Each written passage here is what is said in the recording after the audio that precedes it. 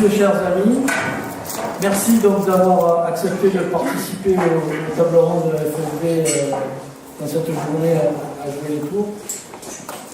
Avant de commencer, d'introduire les travaux qui vont être les nôtres cet après-midi, je voudrais vous montrer un petit document vidéo issu de l'intervention d'Éric Vegas Danglars, qui est un cadre du ministère des Sports qui nous a été mis à disposition pendant 6 mois pour nous aider à travailler sur la mise en place du service de formation qui va occuper probablement une grande partie de la mandature. Alors pourquoi j'ai tenu à ce que vous revoyiez cette vidéo qu'on a un petit peu raccourcie par rapport à la durée réelle de cette intervention.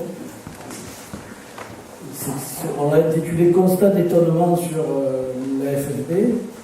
Et c'est la vision de quelqu'un venu du ministère qui a l'expérience de plusieurs autres fédérations par lesquelles il est passé, plusieurs niveaux d'intervention, et qui est arrivé pour se familiariser avec notre sport, a fait un audit de la Fédération française de billard, et voilà ce qu'il nous en a dit au mois d'avril.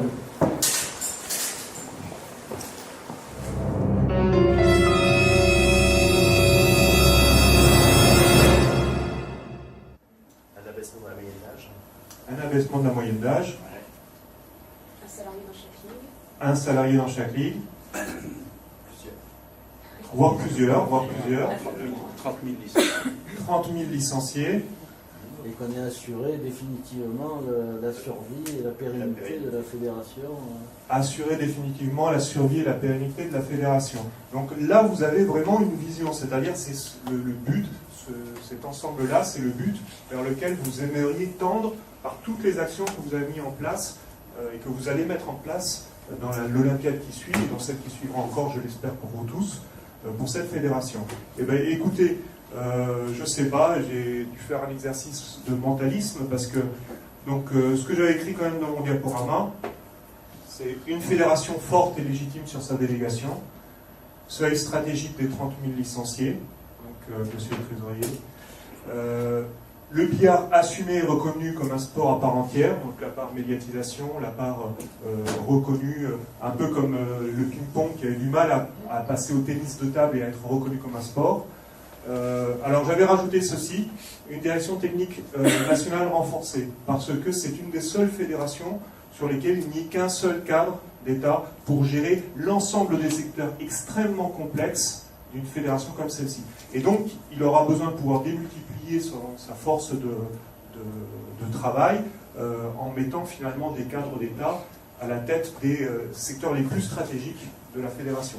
Et performante à l'international, je crois que c'est vous qui l'aviez dit, donc la France numéro 5 mondiale. C'est tout ?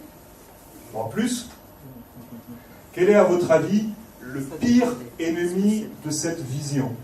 Ce qui pourrait faire que dans 10 ans, la FFB n'arrivera pas à réaliser ça. C'est les finances, le développement, le nombre de licenciés. le nombre de licenciés, la mentalité, Le vieillissement. L'adhésion des clubs au projet fédéral.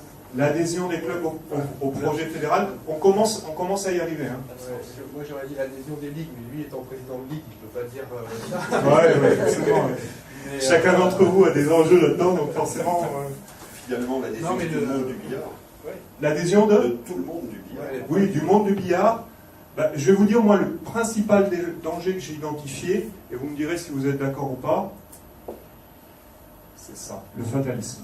Ouais, C'est-à-dire le sentiment que quoi que l'on fasse, ça ne servira à rien et qu'on n'y arrivera pas. C'est une forme de défaitisme qui fait que chaque fois que j'arrive dans une fédération, on me dit toujours les mêmes choses. Ah, chez nous, c'est quand même très spécial.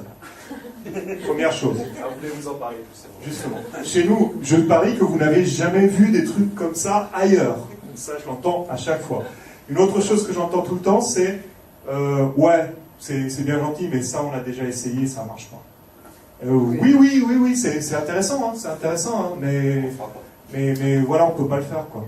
C'est bien, vous débarquez, vous ne connaissez pas, et donc, et pourtant, à chaque fois que j'ai essayé, malgré tout, d'amener ces actions, non seulement elles ont marché, mais en plus elles ont plutôt très bien marché. Donc, le pire obstacle, c'est l'incrédulité, le fatalisme, la résignation, parce que ça fait partie de ce que disait tout à l'heure le président, c'est ce qu'on appelle de la résistance au changement. C'est, oh finalement, je suis confortable dans les habitudes que j'ai prises, je n'ai pas tellement intérêt à ce que le système change, même si je vois bien que le Titanic il va vers l'iceberg. Ok ? Alors, une chose importante. Vous êtes passé brièvement sous le seuil des 14 000 licenciés, il me semble. Il y a combien, Monsieur le Président ? 3 ans ? 3 ans. À peu près. Oui, ça faisait 10 ans de décroissance, et quand on a pris les commandes, c'était 14 000 et quelques 200. Alors, il y a une réalité qu'on appelle la réalité des effets de seuil. On a parlé tout à l'heure du seuil stratégique des 30 000 licenciés. On verra pourquoi est-ce que c'est un seuil stratégique, d'accord ? Mais il y a malheureusement aussi le seuil critique des 15 000 licenciés. Une fédération qui s'installe durablement en dessous des 15 000 licenciés finit par disparaître. Pourquoi ? Parce qu'elle n'a plus la masse critique pour faire face à ses dépenses de fonctionnement, Monsieur le Trésorier, et à revendiquer sa délégation. C'est-à-dire à aller au ministère en disant écoutez, on pèse tant dans la pratique des Français, donc on a besoin d'exercer cette délégation. Qui n'est pas familier avec la notion de délégation ? En 2 mots peut-être ? En 2 mots, c'est quoi la délégation ? C'est le pouvoir que donne l'État à une fédération d'agir en son nom. Et ça comprend un certain nombre de champs. Le premier champ, vous le connaissez tous, c'est l'éducation. Le deuxième champ, c'est la justice. Donc le fait d'édicter des règlements et que ces règlements aient une valeur légale. Le troisième pouvoir est le pouvoir de police, donc disciplinaire, c'est-à-dire de prendre des sanctions envers quelqu'un qui ne respecte pas les règlements, etc. Le quatrième pouvoir, c'est le pouvoir de représentation, donc représenter la France à l'international, délivrer des titres de champion de France, etc. etc., etc. Dans les pouvoirs aussi de police, il y a la protection des usagers. Madame le médecin fédéral. On dit Madame le médecin fédéral. Oui, on dit ça. On dit ça. Pour dire la médecine. Docteur. Donc, la protection des usagers qui fait aussi partie de ces grands pouvoirs. C'est la capacité à exercer ces pouvoirs qui fait qu'une fédération garde le monopole organisé de sa pratique, de l'ensemble de sa pratique. Vous avez une délégation sur le billard. J'ai pas dit sur le billard carambole ou sur les billards à poche, vous avez une délégation sur le billard. Donc vous avez l'ensemble de ces pouvoirs sur l'ensemble du billard. Y compris le pouvoir de dire à quelqu'un qui organise un tournoi primé, qui est en concurrence avec une compétition nationale, vous n'avez pas le droit d'organiser cette compétition parce qu'elle est en concurrence avec une compétition officielle FFP. Point barre. Voilà pour la délégation. Donc,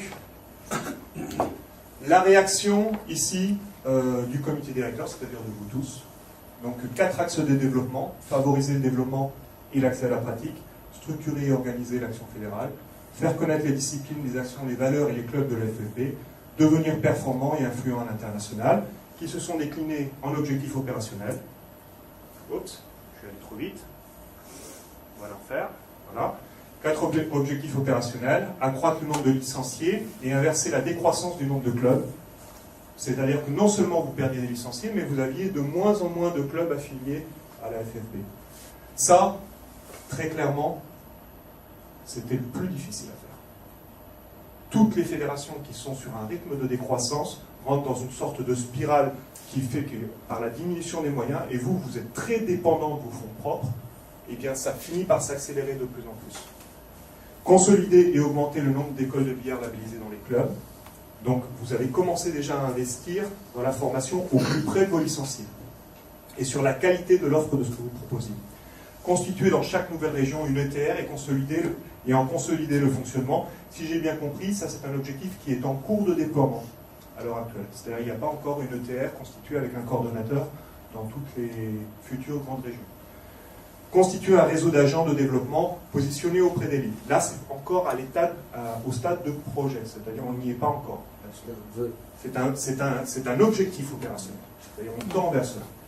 C'est la prochaine étape. Et bon, je suis allé un peu vite. Ce que je voulais vous dire, c'est le bilan de votre projet fédéral, finalement, il est assez simple.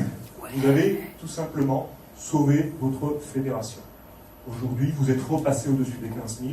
Vous avez inversé cette décroissance qui allait tout simplement vous pousser à disparaître. Vous n'avez pas encore atteint votre point mort, on en parlera tout à l'heure. En tout cas, j'aurai l'expertise d'Olivier là-dessus, sur ce qu'est le point mort pour une fédération. Mais vous avez sauvé votre délégation, vous avez sauvé vous avez stabilisé le nombre de clubs, vous avez réussi à sauver la fédération d'un danger à moyen terme, mais extrêmement grave. C'est-à-dire la disparition ne serait pas intervenue peut-être sur la prochaine Olympiade, mais ce qui est certain, c'est que la délégation est remise en question tous les 4 ans. À l'Olympiade suivante, vous étiez mort. Voilà. J'espère que je ne suis pas alarmiste et j'espère que vous mesurez le chemin que vous avez réussi à parcourir. Pour répondre à une question, tout ça est en relation avec la formation, bien sûr. Hein, je ne suis pas juste en train de dresser des chiffres. Excusez-moi, vous avez des cas de fédérations qui ont perdu leur délégation qui sont en train de la perdre, la lutte, par exemple. Fédération olympique, très clairement. Oui, j'ai des cas. L'haltérophilie a perdu un temps, aussi. Bien sûr. Donc, par rapport au nombre de licenciés. Oui, c'est un seuil critique.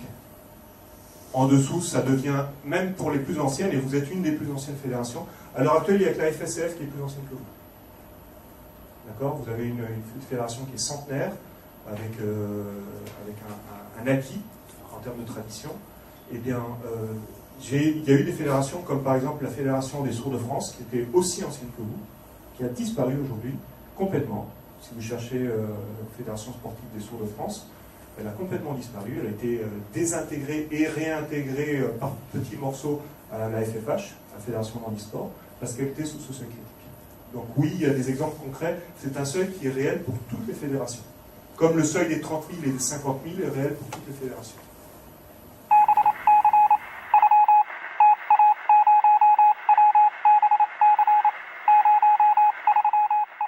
Voilà, je voulais que vous entendiez, que vous réentendiez cette notion de délégation, parce que on y est la plupart, on se croit familier avec cette notion, et en vérité, c'est bien quelquefois de réentendre et surtout d'entendre le fait que c'est cette délégation qui nous donne la légitimité de gérer le sport billard partout en France, et qui a force de loi.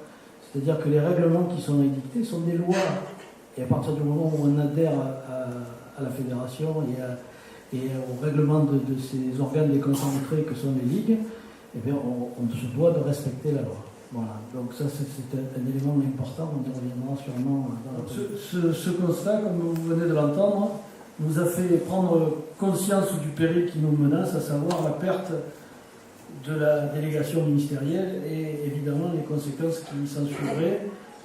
Qui dit perte de la délégation ministérielle dit suppression de la mise à disposition du DTN, et suppression de la subvention de l'État sous forme de contrat d'objectifs, comme on le disait ce matin, 110 000 euros en 2016, en 2015-2016. Ce risque, s'il se réalisait, mettrait gravement en danger l'avenir de notre fédération et de notre sport. On n'en avait absolument pas conscience en début de la mandature précédente. Et si on n'avait pas pris les initiatives qui ont été prises, on n'aurait pas réussi à inverser la courbe des licenciés, qui était effectivement, comme le dit Eric, en baisse continue depuis 10 ans. Et si on fait une projection, on serait aujourd'hui plutôt à 12 000 licenciés. Et on passe de perdre effectivement rapidement la délégation. Alors, j'aimerais pouvoir dire qu'on l'a réellement sauvé, comme dit Eric. Je ne suis pas sûr que ce soit le cas. C'est vrai que le ministère est toujours à la recherche d'économies et s'interroge actuellement sur l'intérêt de maintenir des personnels, donc notre DTN en particulier, dans les petites fédérations, et notamment quand il n'y en a qu'un. Donc il nous faut absolument cet après-midi être ambitieux, nous structurer et viser effectivement ce seuil des 30 000 licenciés pour montrer au ministère que notre sport a de l'avenir. Pour y parvenir, nous avons 2 mandatures devant nous et j'estime que ce grand chantier s'ouvre avec vous aujourd'hui lors de ces tables rondes. Alors, détendez-vous, hein, ça a l'air alarmiste comme ça, mais c'est justement pour partir sur des choses positives. Alors, loin de moi l'idée d'orienter les travaux de cet après-midi, mais quelques données essentielles qui ressortent de notre réflexion, de notre expérience maintenant depuis 4 ans, et puis de l'enquête qui a été réalisée récemment, dont on vous a communiqué les questions fermées. Et on discutera, j'espère aujourd'hui, demain, sur une partie du dépouillement des questions ouvertes. Alors, aujourd'hui, la FFB, c'est quoi? C'est 12 ligues métropolitaines et les territoires d'outre-mer, 15 500 licenciés, dont 12 000 au carambole. Dans cette discipline, le pourcentage de compétiteurs est de 33%. Ce qui veut dire qu'en fait, il y a 2 licenciés sur 3 qui ne pratiquent que le billard loisir. Toujours dans cette discipline, la moyenne d'âge des licenciés est de 60 ans et celle des dirigeants principaux est de 67 ans. C'est des notions qu'il faut garder à l'esprit. Les ligues. Au fil du temps, nos ligues étaient devenues des mini-fédérations régionales, quasiment autonomes sur leur gestion, et elles ne maintenaient le contact fédéral uniquement que via l'activité sportive et disciplinaire. À ce jour, la disparité des tarifs est impressionnante, au point que le ministère nous a rappelé à l'ordre pour mettre en chantier rapidement une harmonisation sur tout le territoire. Bon, on a vu qu'on avait progressé quand même au niveau de la liaison entre les instances régionales et nationales et qu'on se coordonnait pour avancer ensemble. Donc ça, c'est un point amorcé qui est positif. Les clubs. Nous avons 600 clubs, dont 400 évoluent en salle municipale. Dans nos clubs caramboles en particulier, nous estimons à 5-6 000 le nombre de membres non licenciés. Nous évaluons également à 5 000 le nombre de pratiquants caramboles, membres de clubs non affiliés, dont certains sont accueillis dans des locaux municipaux. Pour préparer la nouvelle mandature et par conséquent nos travaux d'aujourd'hui, nous avons fait un sondage dont la synthèse des résultats va vous être communiquée. Il s'agit de la synthèse des réponses aux questions dites fermées. Les questions ouvertes, on a reçu le dépouillement, enfin les premières questions par Claude Chaffran hier, donc on va vous livrer ces remarques dans le courant de l'après-midi. Je crois que ce qui ressort de cette synthèse, et j'en ai dit un mot à travers le programme Le Billard de demain et surtout dans mon rapport moral de ce matin, je crois que le défi fondamental qui nous reste à relever, c'est développer le sentiment d'appartenance à la fédération. Voilà, ça c'est la pierre angulaire qui doit nous conduire et qui doit nous donner la direction à choisir. Si on réussit ça, on aura déjà gagné notre pari en grande partie. Voilà, nous avons besoin d'innovation pour faire face à nos grands défis et je compte sur vous pour proposer un maximum de bonnes idées. Nous les utiliserons dans le plan de développement de la nouvelle mandature qui sera construit tout au long de la saison qui va continuer. Et nous envisageons de nous réunir à nouveau en juin à l'occasion de l'Assemblée Générale prévue en Bourgogne pour présenter sur les thèmes suivants: présentation des actions de développement de la mandature, organisation du développement dans les ligues et les comités départementaux, réfléchir sur le financement fédéral, la réforme éventuelle de nos statuts et l'harmonisation des tarifs. Voilà, il faudra, je suppose, ajouter aux gens qui vont intervenir en juin, en plus des délégués de ligue, il faudra inviter les responsables de TR et le responsable de développement des clubs. Voilà, je voudrais finir sur une citation, parce que c'est devenu une tradition, une citation du philosophe Henri Bergson: « L'avenir n'est pas ce qui va arriver, mais ce que nous allons en faire. » Je vous remercie. Bonne parole. Attaque une démarche qui est un petit peu plus réaliste, dans le sens qu'on va essayer de se fixer des objectifs. Alors je vais vous expliquer la démarche d'objectif.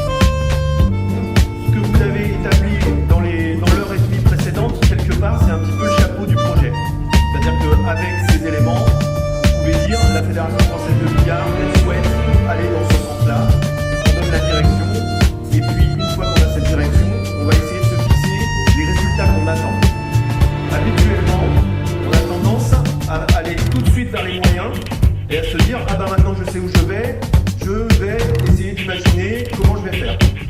Moi je vais vous demander une étape intermédiaire. La raison, c'est que généralement, quand on va tout droit sur les moyens, on est incapable de s'évaluer.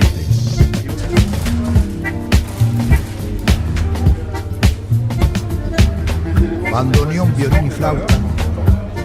habanera, canzoneta de los tanos, piano piano nació el tango.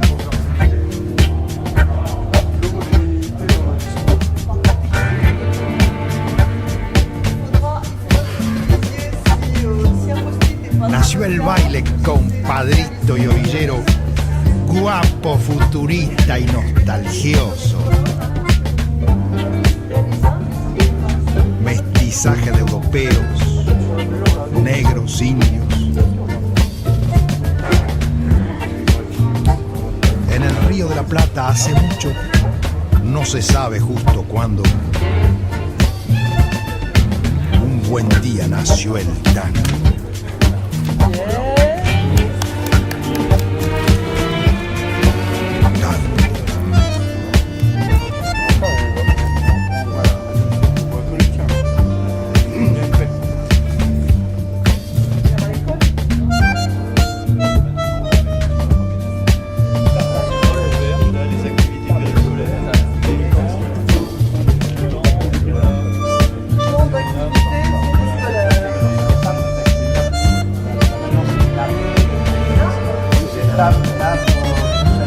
Change de nom tous les jours.